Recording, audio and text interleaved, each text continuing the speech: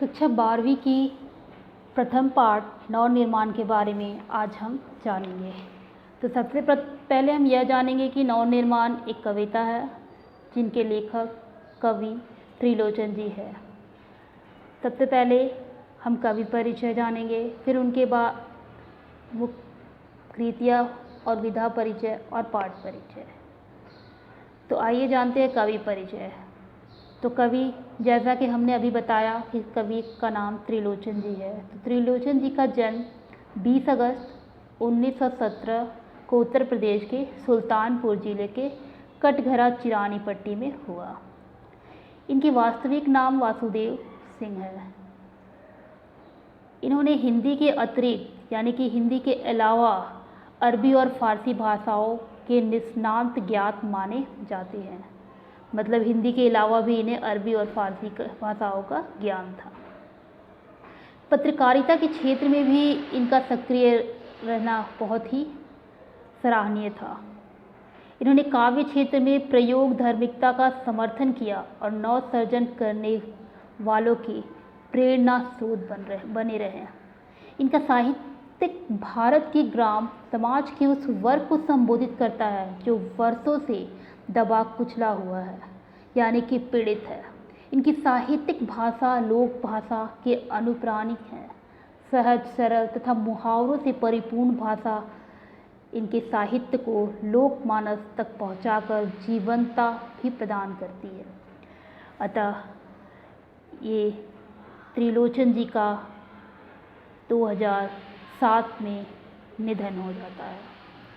इनके कुछ प्रमुख कृतियाँ हैं जैसे धरती, दिग्गज, गुलाब और बुलबुल, उस जनपद का कवि हूँ, सबका अपना आकाश, कविता संग्रह, देश काल, कहानी संग्रह, दैनंदिनी डायरी आदि। विधा परिचय।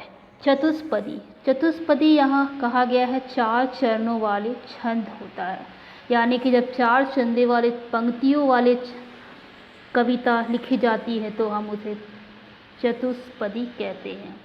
यह चौपाई की तरह होता है।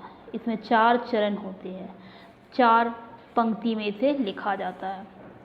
इसके प्रथम, द्वितीय और चतुर्थ यानी कि पहला, दूसरा, तीसरा, चतुर्थ चरण में तुकबंदी होती है।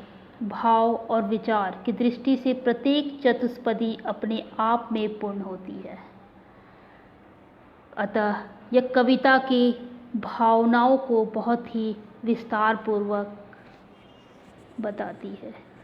अब कविता के पाठ परिचय के बारे में हम जानेंगे। तो प्रस्तुत चतुष्पदियों में कवि का आशावाद दृष्टिगोचर होता है। मतलब कवि एक आशावादी की दृष्टि से इस कविता की रचना करते हैं। वर्तमान समय में सामान्य मनुष्य के लिए संघर्ष करना अनिवार्य हो गया है, यानी कि बिना संघर्ष के वर्तमान समय में कोई भी व्यक्ति सफल नहीं हो सकता है। कवि मनुष्य को संघर्ष करने और अंधेरा दूर करने की प्रेरणा देते हैं। जीवन में व्याप्त अन्याय, अत्याचार, विषमता और निर्बलता पर विजय पाने के लिए कवि बल और साहस एकत्रित करने का आह्वान करते हैं। न्याय के लिए बल का प्रयोग करना समाज के उत्थान के लिए श्रेयस्कर होता है। इस सत्य से भी कवि अवगत कराते हैं।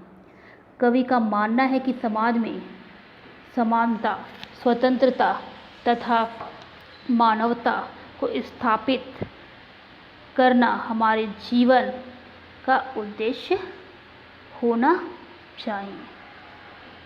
कवि कहते हैं कि जो चतुष्पदी की रचना करते हैं ऐसे कवि आशावादी दृष्टिगोचर होते हैं।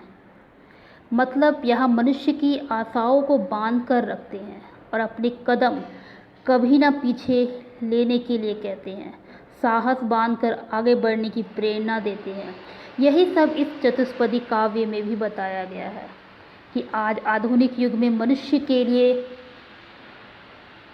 आज हमारे जो आधुनिक युग है वहाँ मनुष्य के संघर्ष करना अनिवार्य यानी कि बहुत ही ज़रूरी हो गया है। किस प्रकार संघर्ष कर अंधेरे को दूर किया जा सकता है, यह स्पष्ट रूप से इसमें बताया गया है। जीवन में मुश्किलें, अत्याचार या विभिन्न प्रकार के दुखों से बाहर निकलने का साहस भी बांधते हैं और विजय और अपने नए मनोबल साहस के साथ आगे बढ़ने की प्रेरणा भी देते हैं। आज समाज में समानता ही हमारे जीवन का उद्देश्य है। अतः इस कविता को विस्तार पूर्वक हम अगले पार्ट में समझाएंगे। अगले पार्ट के लिए इसका नोटिफिकेशन आप लोग ऑन कर लें और इसे सब्सक्राइब और शेयर करें। धन्यवाद।